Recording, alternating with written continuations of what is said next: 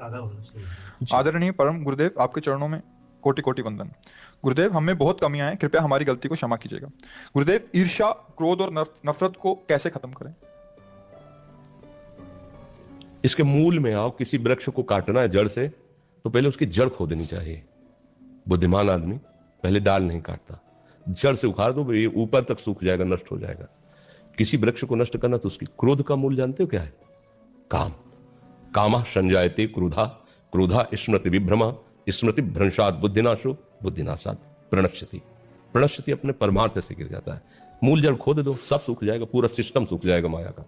काम, काम, कामना, वासना मनते कर अति दूर। हमें क्रोध तब आता है जैसे हमारे अंदर एक कामना कि आप यहाँ शांत बैठिए, अभी आप तो हमें फिर आवेश आ जाएगा, क्योंकि हम चाह रहे हैं आप शांत बैठिए, आप शांत नहीं तो कामना आ गई, अब वो अशांत। अगर हम चाह रहे हैं कि मेरे प्रभु जैसा चाहो वैसा व्यवहार करो, पर हम आपके साथ प्रभु जैसा, आप वो खूब लड़ो कूदो खूब, यही होगा कि सबको विक्षेप हो रहा है, आपको सम्मान से बाहर कर दीजिए, क्रोध नहीं आएगा। छोटी छोटी बातों में जो हमें क्रोध आता है उसमें हमारी कामना होती है, ये हमारा बेटा है, इसको ऐसे चलना चाहिए, हम इसके पिता, इसका हमारे लिए क्या कर्तव्य बनता है, ये हमारी बहू है, इसका क्या कर्तव्य बनता है। आज सब अपना कर्तव्य खो रहे हैं, आप अपने कहां हो? आप सिर्फ अपने कर्तव्य के पालन करो कि भगवान ने मुझे सेवा दी है। हम अपने कर्तव्य, हमारे प्रति कौन क्या बर्ताव करता है मेरे प्रभु जाने, क्योंकि मैं उनके आश्रित हूं। हमारा कर्तव्य, हम सबके प्रति अपना, कभी क्रोध नहीं आएगा। अब ईर्ष्या किससे होती है? ईर्ष्या कभी अपने से आपने की है क्या? आप विचार करके दें। ईर्ष्या सदैव पराये से होती है।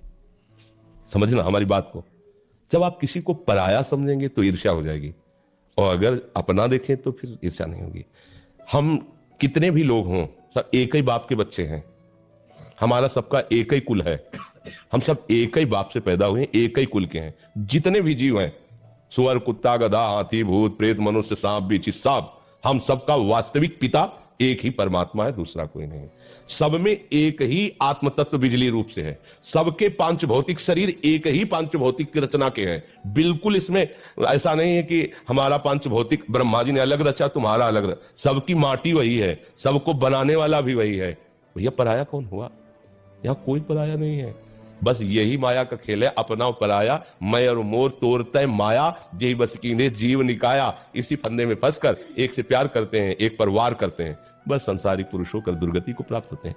अगर कोई उन्नति को प्राप्त हो रहा हो, हमारे अंदर ईर्ष्या आ रही है, तो अगर अपना लड़का उस जगह होता तो क्या ईर्ष्या होती? आशीर्वाद होता। भगवान तुम्हें स्वस्थ रखे, जिस पद में गए हो उसी में और उन्नति को प्राप्त हो। तो इसे अपनेपन से हटाया जा सकता है। सच्ची मानो सब में हमारा प्रभु है, सब में, उनके सिवा कोई है ही नहीं। किससे ईर्ष्या करें हम, किससे हम झगड़ा करें? सब अपने ही हैं। जब असल बात क्या है कि हम लोग बहुत छोटी धरा पे खड़े हैं, तो एक सीमित घर, सीमित चार लोग परिवार के ऐसा मान लेते हैं।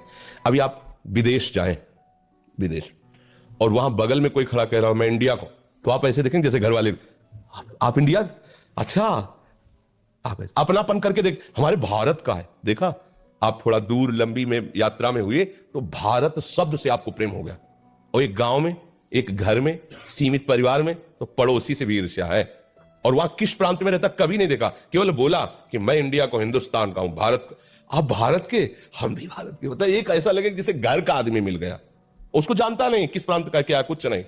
उसकी बुद्धि थोड़ी विशालता में आई तो भारत शब्द से उसे प्यार हो। ऐसे ही और आगे बढ़ो, अब भगवान से अपना संबंध जोड़ लो। चराचर जगत मेरे भगवान का, अच्छा तो सब भगवत। किससे ईर्ष्या करें, किससे लड़ाई करें, किससे झगड़ा करें? सब में उसी का नूर समाया, कौन है अपना कौन पराया, सबको कर प्रणाम, सब में प्रभु बसे हुए, दूसरा कोई। किससे ईर्ष्या करें? अच्छा, नफरत तब होती है जब किसी में हम गलत भाव देते हैं, तब नफरत हुई। आदमी बहुत गंदा है, तो चश्मा हमने लगा लिया हरे रंग का, हमें सामने हरा रंग हुआ तो हम हरे रंग को गाली दे रहे हैं। चश्मा उतारो आप, फिर देखो उसको, तो माया का चश्मा लगा है तो देख रहे हैं तो लग रहा पापी है, दुष्ट है, नीच है। भैया वो जो चीज तुम्हें दिखाई वो आप में है, आप निकाल दो उसको, पाप हटा दो, दुष्टता हटा दो, नीचता हटा दो। अगर वहां तुम्हें भगवान ने दिखाई दे तो मुझे बताना।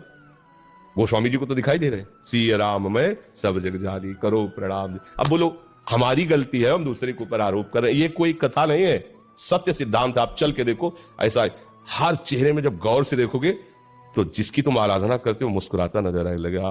और जब वो गाली देता है, कोई निंदा करता है, तो उसको विनोद होता है, लगता है हाँ प्यारे कर लो, कुछ भी कर लो, लेकिन तुम ही हो, अब भूल भुलैया में नहीं डाल सकते।